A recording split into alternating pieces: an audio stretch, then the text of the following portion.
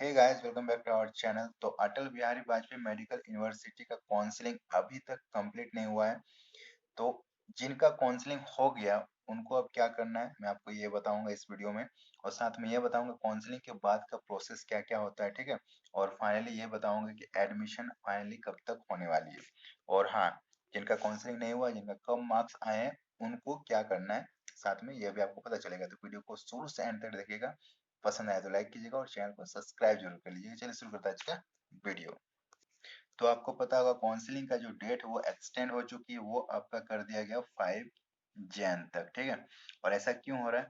क्योंकि जो वेबसाइट है उसमें अक्सर ये प्रॉब्लम देखा जा रहा है कि जो लिंक है वो डीएक्टिवेट हो जा रहे हैं, कभी कभी फिर से एक्टिवेट हो जा रहे हैं और सर्वर फुल ऑन बिजी चल रहा है। और अभी इतना ज्यादा प्रॉब्लम हो रहा है काउंसलिंग में कि सारे स्टूडेंट्स कर ही नहीं पा रहे हैं। तो जब तक सारे स्टूडेंट्स का काउंसलिंग नहीं होगा, एक का भी अगर नहीं हो पा रहा है, फिर से ये डेट एक्सटेंड हो जाएगी, ठीक है। तो ये फाइनल डेट नहीं है। अगर इस डेट तक सबका काउंसलिंग नहीं हो पाता है तो ये डेट आगे भी बढ़ सकती है, कंफर्म, ठीक है। तो सबसे पहले ये काउंसलिंग जब तक कंप्लीट नहीं हो जाती उसके बाद का कोई प्रोसेस होने वाला है नहीं। तो सबसे पहले मैं आपको बता दूं कि आखिर ये काउंसलिंग के बाद का प्रोसेस क्या क्या होता है, ठीक है। तो काउंसलिंग के बाद का जो प्रोसेस है, मान लीजिए काउंसलिंग आपका 5 जनवरी तक कंप्लीट हो जाता है, ठीक है। काउंसलिंग अगर आपको 5 जनवरी तक कंप्लीट हो जाता है तो उसके बाद आपका विद इन 1 वीक, मतलब 7 डेज, ठीक है, 7 डेज के अंदर आपका सीट अलॉटमेंट लेटर जारी होगा। ओके, सीट अलॉटमेंट लेटर ये क्या होती है? जैसे आपने चॉइस फिलिंग किया, नंबर 1 पे कोई कॉलेज रखा, नंबर 2 पे कोई कॉलेज रखा, नंबर 3 पे कोई कॉलेज रखा, और आपका जो मार्क्स है, आपका जो कट ऑफ है ना, वो नंबर 3 पे फुलफिल हुआ, नंबर 2 पे नहीं हुआ, तो आपको ये 3 वाला जो कॉलेज है वो आपको अलॉट किया गया, ठीक है। तो आपको एक लेटर आपके नाम पे जारी होगा जिसमें लिखा रहेगा कि ये नंबर 3 में जो कॉलेज है उस कॉलेज का नाम रहेगा, और लिखा रहेगा आपको इस कॉलेज में अलॉट किया जाता है। ओके, तो इस कॉलेज में आपको अलॉट कर दिया जाएगा। ये लेटर आपको डाउनलोड कर लेना ऑफिशियली, ठीक है, वेबसाइट में मिल जाएगा। कैसे करना मैं आपको बता दूंगा।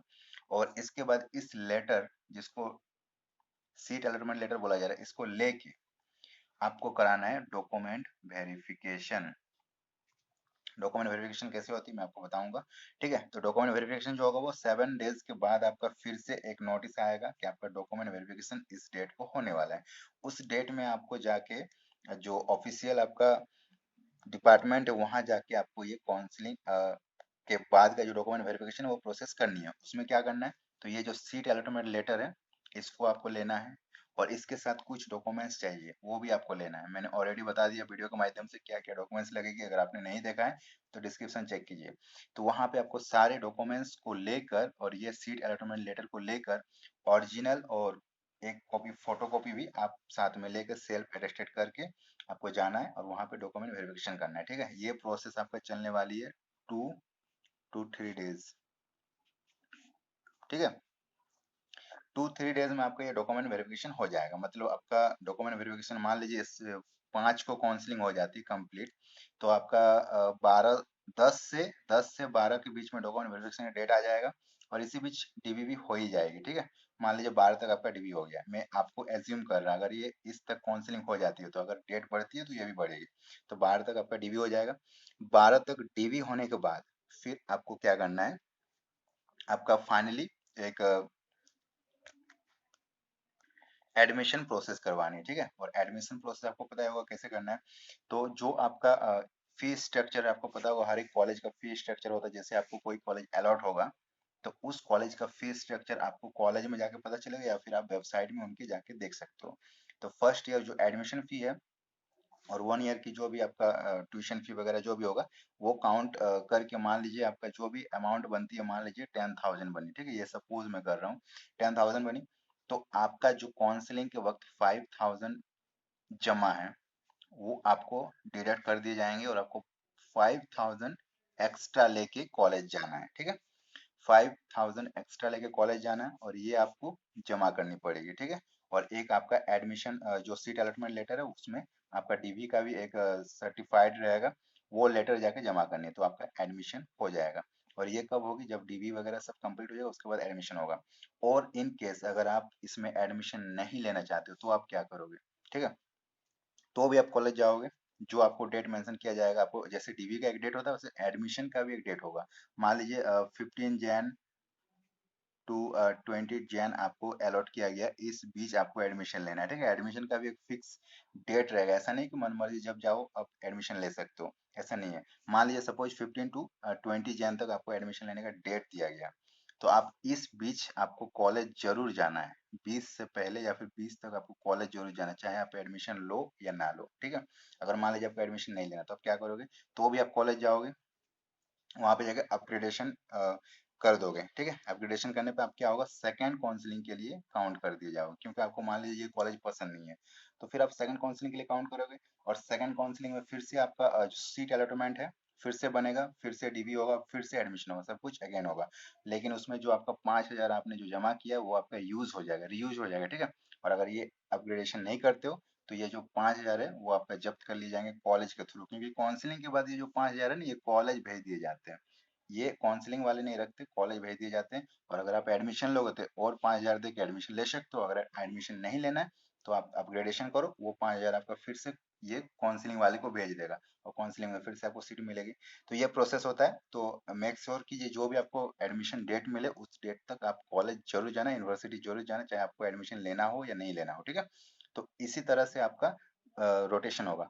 अब क्या होगा कि मान लीजिए आपने अपग्रेडेशन कर दिया, या फिर कोई कॉलेज है, मान लीजिए कोई कॉलेज है, उस कॉलेज में 40 सीट है, तो फर्स्ट काउंसलिंग के दौरान इसमें सिर्फ 30 सीट फिल हुए, अब 10 सीट बचे हुए हैं, ठीक है। 10 सीट बचे हुए हैं, तो फिर ये 10 सीट जो है ना ये फिर से काउंसलिंग डिपार्टमेंट को ये नोटिस भेजेगा, काउंसलिंग डिपार्टमेंट को ये नोटिस भेजेगा कि हमारे पास 10 सीट बचे हुए हैं। तो फिर से एक सीट मैट्रिक्स रेडी होगा। जब फर्स्ट टाइम सीट मैट्रिक्स बना था तो इस कॉलेज का नाम था और बगल में था कि 40 सीट। अब वही होगा कि इस कॉलेज का फिर से अगेन सीट मैट्रिक्स में नाम रहेगा और बगल में रहेगा 10 सीट अवेलेबल, ठीक है। आपको पता चल जाएगा सेकंड काउंसलिंग से पहले। तो 10 सीट अवेलेबल है, अब फिर से आप काउंसलिंग कराओगे तो इसको फिर से चॉइस फिलिंग में आप रखोगे एक नंबर पे, मान लीजिए जितने भी नंबर में रखना है। और फिर अगर आपको ये अलॉट होती है तो फिर आपको इस कॉलेज के नाम पे फिर से अगेन एक सीट अलॉटमेंट लेटर बनेगी, और फिर जाकर आपको डीवी कराना है और फिर एडमिशन कराना है, ठीक है। तो ये जो 5,000 है ना वो उस टाइम डिडक्ट हो जाएंगे। और मान लीजिए दोनों ही काउंसलिंग में आपका आपको कोई भी सीट नहीं मिलती है, तो आपका जो पैसे हैं वो आपको रिफंड कर दिए जाएंगे, ठीक है। दोनों में क्या, फर्स्ट में अगर नहीं मिलती तो सेकंड में, और सेकंड में अगर नहीं मिलती है तो पैसे रिफंड कर दिए जाएंगे, उसके लिए कोई टेंशन नहीं, ओके। अब बात आती है कि जिनका कम मार्क्स है उनको क्या करना चाहिए। तो जिनका कम मार्क्स है, मान लीजिए 100 से बिलो मार्क्स है, तो फर्स्ट ऑफ ऑल आप फर्स्ट काउंसलिंग के लिए एलिजिबल हो नहीं, तो फर्स्ट काउंसलिंग करो ही मत। अगर मान लीजिए अगर आपको सीट मिल भी जाए तो फर्स्ट काउंसलिंग में ना, अगर तो भी आप नहीं करते हो तो सेकंड काउंसलिंग में कंफर्म मिलेगा। ऐसा नहीं है कि सेकंड काउंसलिंग में आपको नहीं मिलेगा, फर्स्ट में मिली, ऐसा कभी नहीं होगा कि मान लीजिए फर्स्ट काउंसलिंग में आपको सीट मिली और आपने काउंसलिंग ही नहीं किया, इस वजह से आपको सीट नहीं मिली और सेकंड काउंसलिंग में नहीं मिलेगा, ऐसा नहीं है। अगर आपको फर्स्ट में मिली तो सेकंड में कंफर्म मिलेगी। तो आप फर्स्ट काउंसलिंग मत करो, आप सेकंड काउंसलिंग भाग लो। यहाँ पे क्या होगा, मान लीजिए आपको बहुत ज्यादा बिलो मार्क्स है, मान लीजिए मार्क्स आपका 55 है, तो फिर सेकंड काउंसलिंग में प्रॉब्लम हो सकती है। लेकिन अगर मान लीजिए आपका 95 है तो सेकंड काउंसलिंग में चांस है, तो सेकंड काउंसलिंग करो डायरेक्ट, और वैसी प्रोसेस चलेगी। अगर सेकंड काउंसलिंग में सीट नहीं मिलती है तो पैसे रिफंड, ठीक है। तो पैसे के लिए कोई टेंशन नहीं है, काउंसलिंग करो। और अगर इसमें भी नहीं होती तो फिर आप नेक्स्ट ईयर प्रिपरेशन करो अच्छे से, या फिर प्राइवेट में कोई कॉलेज अगर आप अफोर्ड कर पाते हो तो ले लेना। और सारे कॉलेज के एक फीस स्ट्रक्चर होते हैं, अगर आपको नहीं पता तो मैं आपको एक वीडियो के माध्यम से बता दूंगा, या फिर आप गूगल करके देख सकते हो। सारे कॉलेज के फीस स्ट्रक्चर होते हैं, कितना कितना फी होता है हर एक कॉलेज का, और ये हर साल चेंज होती रहती है। तो आप देख लेना जो भी कॉलेज आपको लेना है, ठीक है। तो अब बात आती है कि एडमिशन आपका कब तक होगा, ठीक है। तो मान लीजिए 5 जनवरी तक आपका काउंसलिंग कंप्लीट हो जाता है, ठीक है। अगर जो उन्होंने डेट बताया यहाँ तक अगर आपका कंप्लीट हो जाता है तो एडमिशन जो है ना आपका इस महीने के 30 जैन तक आपका एडमिशन हो जाएगा, ठीक है। टोटल प्रोसेस डीवी वगैरह जो भी है आप इसमें 20 to 25 डेज मान के चल सकते हो, कंफर्म, ठीक है। और अगर इस डेट में कंप्लीट नहीं होता तो फिर ये भी एक्सटेंड होगी, ठीक है। तो कम से कम 20 से 25 दिन लग जाएंगे, जिसमें आपका सारा एडमिशन प्रोसेस तक कंप्लीट हो जाएगा और एडमिशन आपको मिल जाएगा।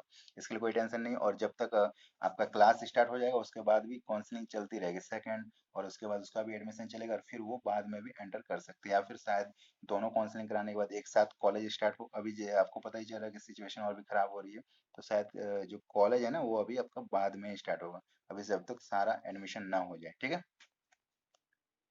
तो आई होप आप सभी को पता चल गया काउंसलिंग के बाद का प्रोसेस क्या है, एडमिशन कैसे करना है, डीवी कैसे करना है, सीट अलॉटमेंट लेटर क्या होती है, और जिनका कम मार्क्स है उनको क्या करना चाहिए। सारा डाउट आपका क्लियर हो गया होगा इस वीडियो से। तो वीडियो को एक लाइक कर दीजिएगा और अपने फ्रेंड के साथ शेयर जरूर कीजिएगा, और ऐसे ही कोई अपडेट आएगी सबसे पहले मैं आपको बता दूंगा, तो उसको जानने के लिए चैनल को सब्सक्राइब कर लीजिएगा। चलिए हम लोग मिलते हैं नेक्स्ट वीडियो में, तब तक के लिए bye bye, tata, take care, bye.